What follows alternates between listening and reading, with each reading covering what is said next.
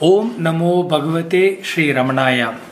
Dear brothers and sisters in Sri Bhagavan, it gives me great pleasure in sharing with you some thoughts on the significance of Sri Bhagavan's advent to Arunachala.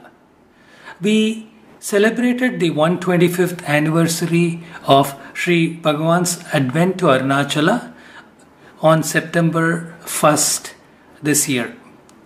This is the day the union merger took place between father and son and once for all created the Ramana Arunachala for eternity. This event culminated the 6 most impactful weeks in the spiritual era for genuine seekers of truth on the path of non-duality or Advaita Vedanta.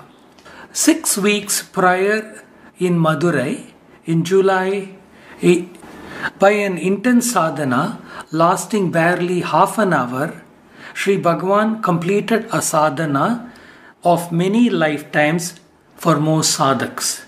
It was the same self-inquiry he later enjoined on his followers. Quote, "It is the one infallible means, the only direct one to realize the unconditioned absolute being that you really are." End of quote. He said that it immediately sets up the process of transmutation, even though it may be long before this is completed. But the moment the ego self tries to know itself, it begins to partake less and less of the body in which it is immersed and more of the consciousness of the self.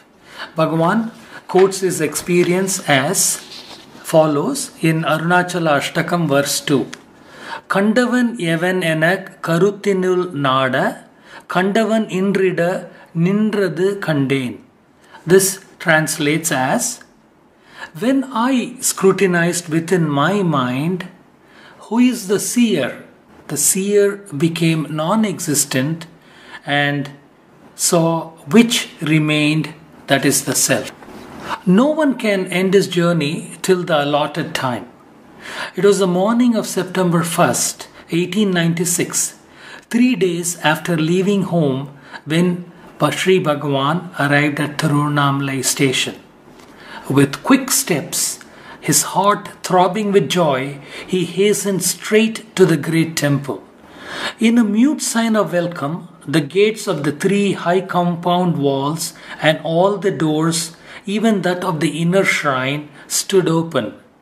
There was no one else inside, so he entered the inner shrine alone and stood overcome before his father Arunachaleshwara.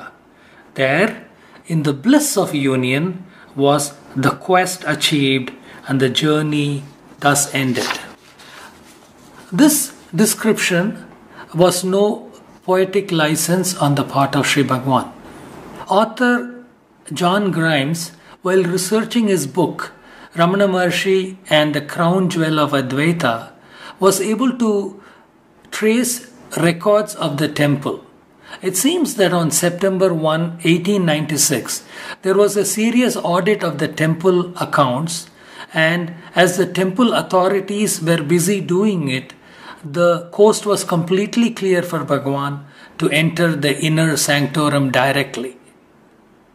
Thus, a simple act of prior planning on a physical plane resulted in setting up an unobstructed meeting in the metaphysical spiritual plane between the father and son. Friends, today let us dedicate ourselves to the practice of Sri Bhagavan's teachings. Bhagavan has clearly stated there are only 2 reliable methods for attaining self-realization. One could pursue self-inquiry or one could surrender, that is, self-surrender. Quoting Bhagavan, "Know that the path of jnana and path of devotion are interrelated. Follow these inoperable 2 paths without dividing one from the other. Today, I am going to concentrate on the path of self-surrender. September 1st is a day that signifies the importance of self-surrender or surrender in general. There can be no better example of surrender than our Bhagavan. As a 16-year-old boy, Bhagavan gave up his family, friends, coming to Arunachala, announcing, "Father, I have come." For the next 54 years, his father Arunachala took care of him. In Aksharamana he says, verse 94, "Varumbadi sollillai vandhen padiyala varundidum talavidi Arunachala. Didst thou not call me in? I have come in now. Measure out for me, as my maintenance is now thy burden, O Arunachala." Verse 95. "Vaven rahambukun var varulendre yen var vilanden arul Arunachala." The moment thou didst welcome, didst enter into me and grant me thy divine life, I lost my individuality, O Arunachala. In Navamani Malai verse 7, he quotes, "As soon as you did claim me, my body and soul became yours. What can I desire?" In the book Nanyar, his first teaching in 1902, where all the words were written on the sand in reply to questions by Sri Shiva Prakasham Pillai, Bhagavan talks about surrender. Quote, "Let any amount of burden be laid on him, he will bear it all. It is in fact the indefinable power of the Lord that ordains, sustains and controls everything that happens. Why then should we worry, tormented by vexatious thoughts, saying, 'Shall we act this way, no that way,' instead of meekly but happily submitting to that power?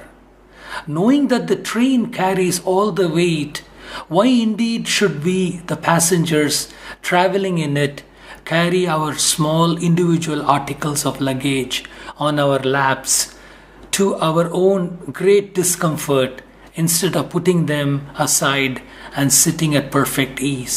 End of quotation. I quote from Talk, page 425, quote, "Surrender to him and abide by his will, whether he appears or vanishes. Await his pleasure. If you ask him to do as you please, it is not surrender, but command to him. You cannot have him obey you and yet think that you have surrendered. He knows what is best and when and how to do it. Leave everything to him. His is the burden. You no longer have any cares. All your cares are his. Such is surrender. This is bhakti." As we go on this path, we encounter a new and apparently insoluble problem. The desire to surrender is itself a desire we want fulfilled. According to Bhagavan, true surrender cannot be accomplished without complete desirelessness. It is the paradox of effort inherent in all forms of sadhana. Simply stated, the problem is that there is a perception that there is an individual self which wants to extinguish itself so that the state of realization will be revealed. But everything that this individual self does to eliminate itself merely prolongs its existence. This is due to the false assumption that this individual has a real existence. So, the first act on the path of true self-surrender is not to throw oneself at someone's feet and say, "I surrender." It is the cultivation of awareness that there is no individual self to surrender, and this individual self never at any time had, has, or will have any real existence. Bhagavan says in talks 176, who is to surrender what and to whom? Bhagavan drives home the fact that meditation, surrender or self-inquiry done without this constant awareness are merely exercises in self-deception. Further, on this path of removal of this illusory person who is going to surrender, practice of Bhagavan's teachings helps one to bypass the mind and move to the realm of the being. One cannot truly surrender without escaping from the vast ideas and desires we call the mind. Bhagavan's solution is to let the mind subside to the point where it disappears, and what is left behind is the pure, simple being that was always there. Quoting Bhagavan, talks 175, quote, "It is enough that one surrenders oneself. Surrender is to give oneself up to the original cause of one's being, one's source within oneself. Give yourself up to it. That means that you should seek the source and merge in it." For Bhagavan, practice of self-surrender is to find within oneself the feeling of beingness and surrender oneself completely to it. This final stage of surrender is simply to give up attachment to ignorance by bypassing the mental processes which cause and perpetuate it. One surrenders the erroneous idea that there is an individual self to surrender. Thus, the route to the rediscovery of the self is the same whether one chooses to label it surrender or self-inquiry.